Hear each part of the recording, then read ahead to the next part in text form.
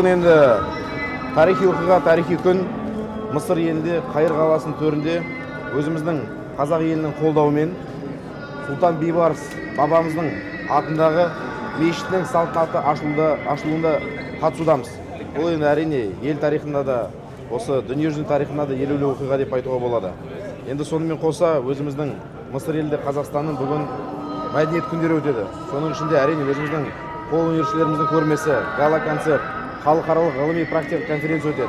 Сондықтан да осындай керемет шара өзіміздің тарихымызды дәлелдеу, қолдау, ұлы бабаларымызды ұлықтау мақсатында жасалған қадамдардың бірі деп айтуға болады. Және де қосып кететін дүние биыл Сұлтан Бейбарыс бабамыздың 8 жылдығы. Елордамыз төрінде көшесі берілді. Бірқатар ресми шаралар өтуде. Жалпы әртүрлі форматтағы ел көлемінде, халықаралық деңгейде 600-ден астам іс-шара өтетін болады. Бұның бәрі өзіміздің Сұлтан Бейбарыс бабамыздың құрметіне 8 жылдығына арналған шаралар деп айтуға болады. Соның әрине ел тарихымызда да елеулі оқиға, ол бүгін міне Мысыр елінің Қайыр қаласының төрінде Бейбарыс бабамыздың атында мешіттің ашылуы деп айтуға болады.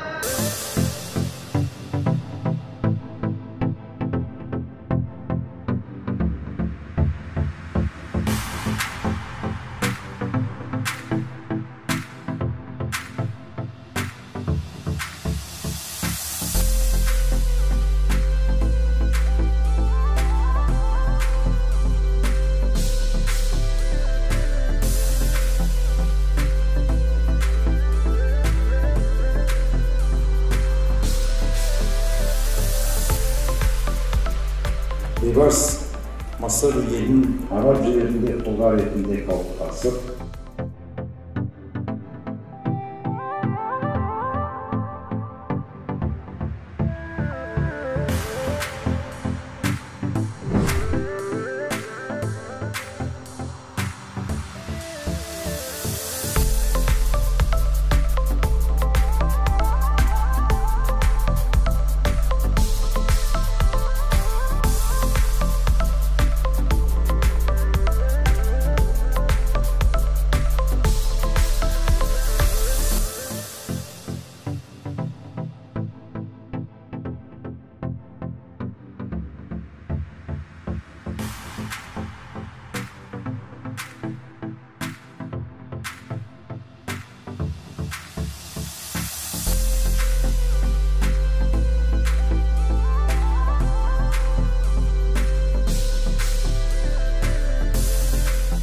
Рахмет, енді біз өзіміздің ұлттық өнерімізді көрсеткіміз келді.